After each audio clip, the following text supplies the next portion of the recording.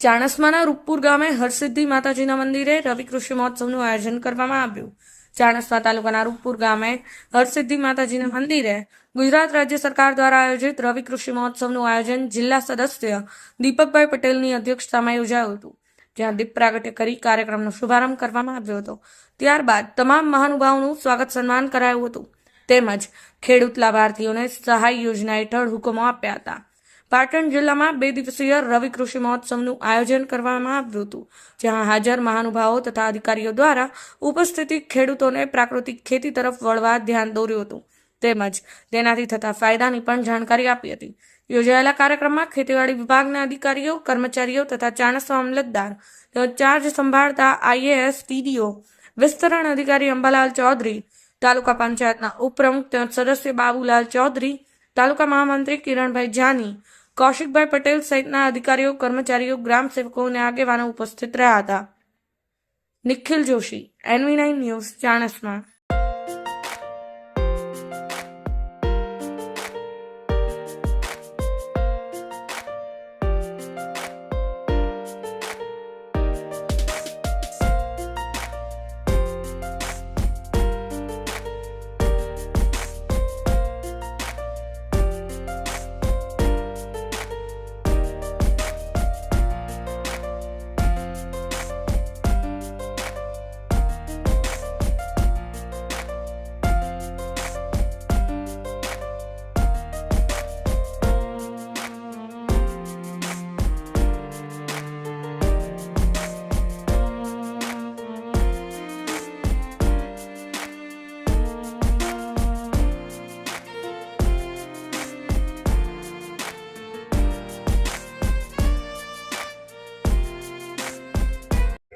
આજે રવિ કૃષિ મહોત્સવનું 2 દિવસીય કાર્યક્રમનું તમામ આખા ગુજરાત રાજ્યમાં આયોજન થઈ રહ્યું છે। એ અત્યારે ચાણસ્મા તાલુકામાં હરસિદ્ધ માતાના મંદિરના પ્રાંગણમાં આપણે આ તાલુકા કક્ષાના કૃષિ મહોત્સવનું આયોજન કર્યું છે।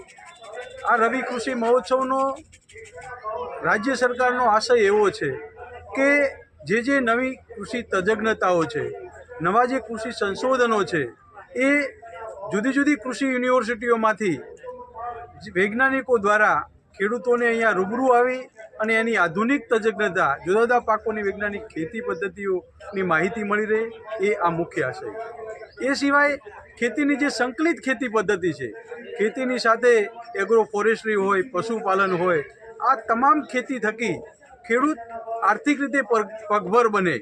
એક પાસામાં ખેડૂતને માનો કે નુકસાન જાય તો એ એગ્રો ફોરેસ્ટ્રી હોય કે એપીકલ્ચર હોય, મત્સ્યપાલન ઉદ્યોગ હોય કે પછી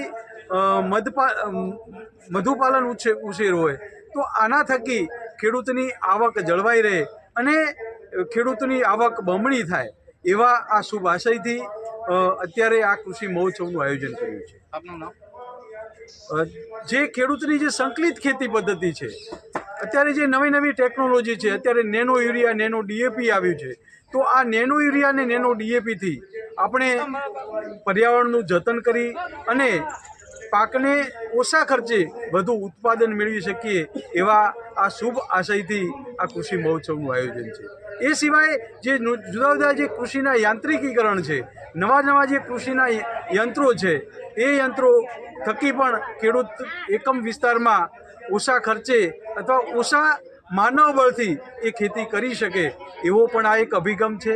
એ સિવાય અત્યારે જુદી જુદી જે ટેકનોલોજી છે, નેનો યુરિયા અને નેનો DAP છે, એ નેનો યુરિયા અને નેનો DAPથી ખેડૂતને પર્યાવરણનું પણ જતન થાય અને ઓછા ખર્ચે એનું પાક ઉત્પાદન વધી શકે, આવા જુદા જુદા ઘણા બધા કૃષિના અભિગમો છે, એ અભિગમોનું અહીંયા પ્રત્યક્ષ માર્ગદર્શન મળી શકે, એ માટેનું આ સરકારનો મુખ્ય આશય છે।